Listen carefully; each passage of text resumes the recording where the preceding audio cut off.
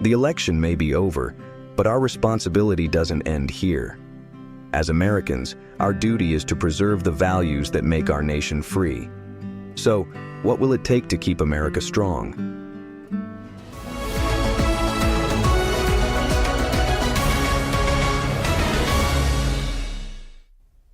As Americans, our desire should be for America to survive as a constitutional republic as our nation's founders intended to be.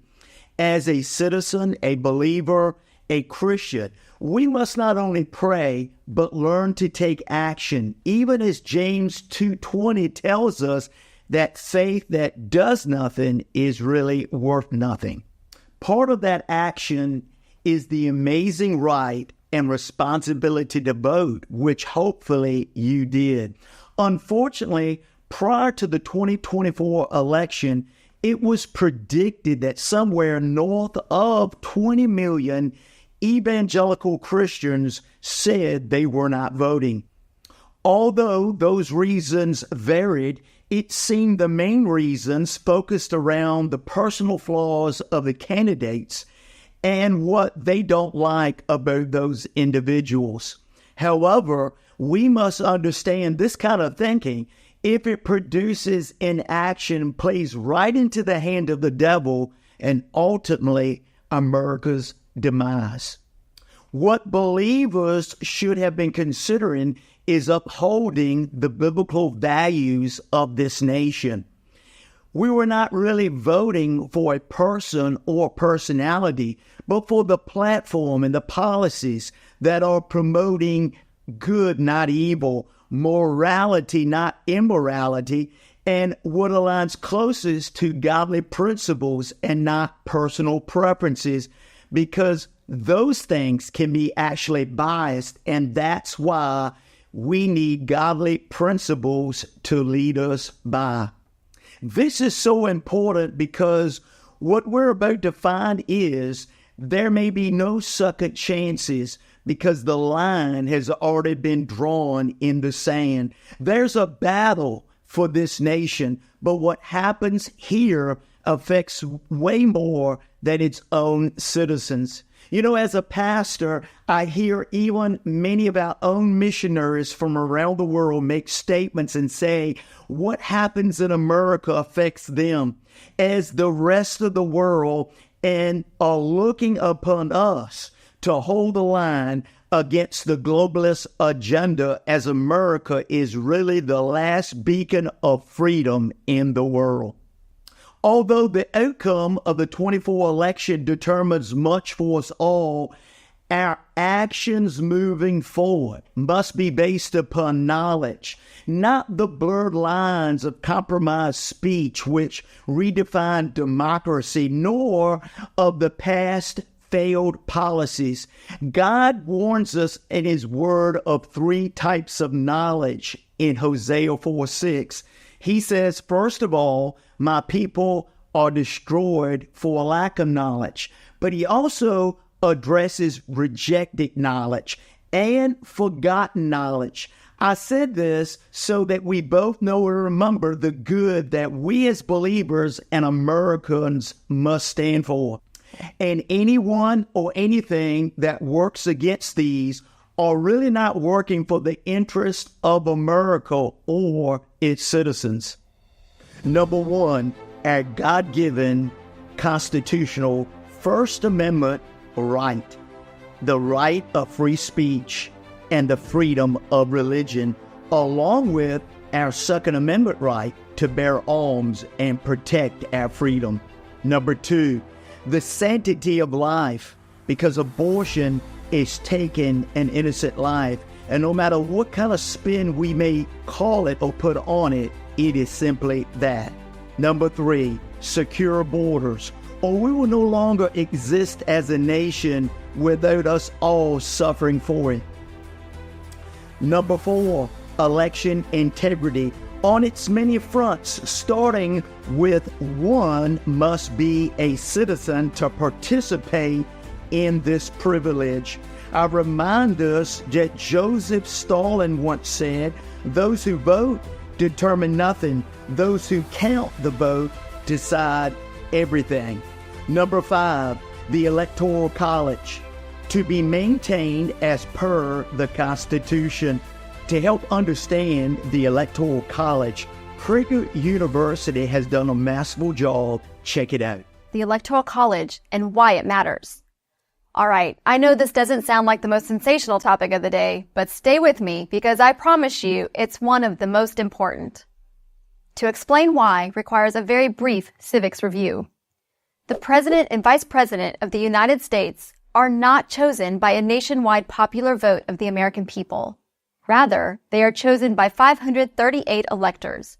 This process is spelled out in the United States Constitution.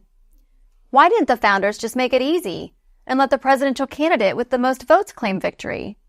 Why did they create, and why do we continue to need this electoral college? The answer is critical to understanding not only the electoral college, but also America. The founders had no intention of creating a pure majority rule democracy. They knew from careful study of history what most have forgotten today or never learned. Pure democracies do not work. They implode. Democracy has been colorfully described as 2 wolves and a lamb voting on what's for dinner.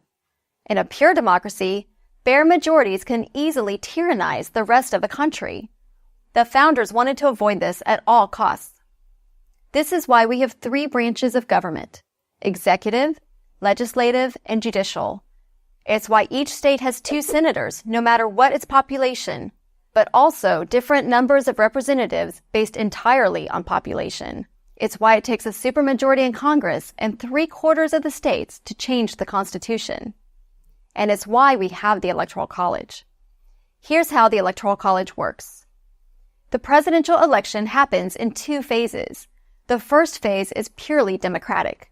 We hold 51 popular elections every presidential election year, 1 in each state and 1 in D.C. On Election Day in 2012, you may have thought you were voting for Barack Obama or Mitt Romney, but you were really voting for a slate of presidential electors. In Rhode Island, for example, if you voted for Barack Obama, you voted for the state's 4 Democratic electors. If you voted for Mitt Romney, you were really voting for the state's 4 Republican electors. Part 2 of the election is held in December, and it is this December election among the state's 538 electors, not the November election, which officially determines the identity of the next president. At least 270 votes are needed to win. Why is this so important? Because the system encourages coalition building and national campaigning. In order to win, a candidate must have the support of many different types of voters from various parts of the country. Winning only the South or the Midwest is not good enough. You cannot win 270 electoral votes if only one part of the country is supporting you. But if winning were only about getting the most votes, a candidate might concentrate all of his efforts in the biggest cities or the biggest states. Why would that candidate care about what people in West Virginia or Iowa or Montana think? But you might ask, isn't the election really only about the so-called swing states? Actually, no. If nothing else, safe and swing states are constantly changing. California voted safely Republican as recently as 1988. Texas used to vote Democrat. Neither New Hampshire nor Virginia used to be swing states. Most people think that George W. Bush won the 2000 election because of Florida. Well, sort of, but he really won the election because he managed to flip one state which the Democrats thought was safe, West Virginia. Its 4 electoral votes turned out to be decisive. No political party can ignore any state for too long without suffering the consequences. Every state, and therefore every voter in every state, is important. The Electoral College also makes it harder to steal elections. Votes must be stolen in the right state in order to change the outcome of the Electoral College. With so many swing states, this is hard to predict and hard to do. But without the Electoral College, any vote stolen in any precinct in the country could affect the national outcome, even if that vote was easily stolen in the bluest California precinct or the reddest Texas one. The Electoral College is an ingenious method of selecting a president for a great, diverse republic such as our own. It protects against the tyranny of the majority, encourages coalition building, and discourages voter fraud. Our founders were proud of it. We can be too. I'm Tara Russ for Prager University. Number 6, having Supreme Court justices and judges who rule righteously and who do not follow Marxist or socialist ideologies. Number 7, be energy independent like we were before the last 4 years. Number 8, keep jobs in America. Number 9, do away with government dependency or what has been called learned helplessness that fosters government handouts and leads to further control. Number 10, keep us out of the many wars and the war machine of the military-industrial complex that we have been warned about many years ago. Number 11, stop the government financing of the mutilation and destruction of our children by gender reassignment. Number 12, keep men out of women's sports. Number 13, stop human trafficking and the war on our children that is happening at our borders. Number 14, get education back to the basics of real learning and not a social justice re-education program. These 14 things really matter, not just in voting, but in America remaining a free nation and us moving forward. I leave with a reminder and a quote: our liberty is under God and be found nowhere else. May our faith be not merely stamped upon our coins, but expressed in our lives.